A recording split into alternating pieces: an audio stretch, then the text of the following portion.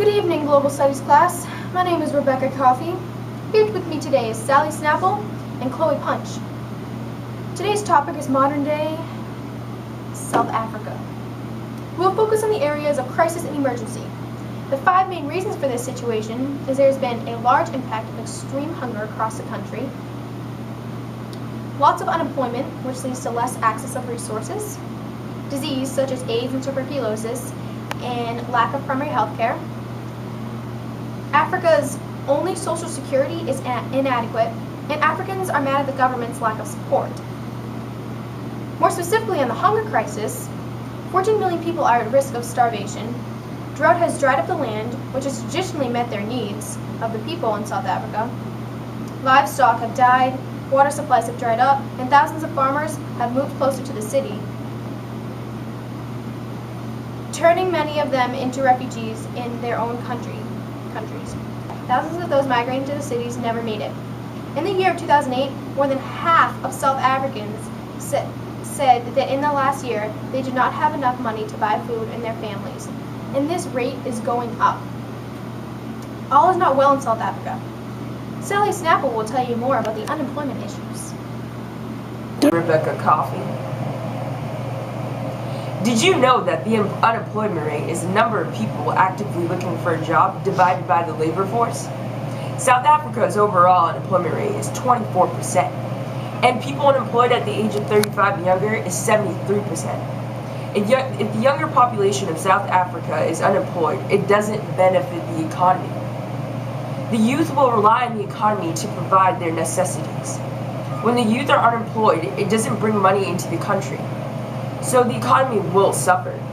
In the article South Africa, Young, Educated, and Unemployed by Miriam Manock, published in 2009, the article describes that even if the youth are educated and they have received their diplomas, the economy still hasn't given jobs to those youth.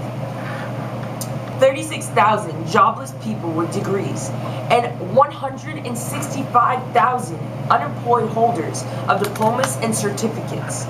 The economy can't be a successful one because it can't even provide jobs for the unemployed. These days, it's all about papers, and if you can't show them that you've studied, then forget about it, Fritz told ILPS in an interview. But that's wrong. They don't have to forget about it. They could create jobs in areas where the economy needs help. Use their education to benefit the community. The areas of health, social, and even adoption. Here's Chloe Punch to talk to you about the adoption rate. Thank you, Sally Snapple. And now a little bit on the adoption rates in South Africa. In the last 8 years, the adoption rate in South Africa increased by 400%. More than 41,000 African children have been adopted and taken out of home countries since 2004. Instead of promoting and supporting domestic adoption, countries like China, South Korea, Guatemala, Russia, Romania, and Ukraine have begun to make overseas adoption harder. This causes people to look for children in other countries, such as Nigeria and Ethiopia.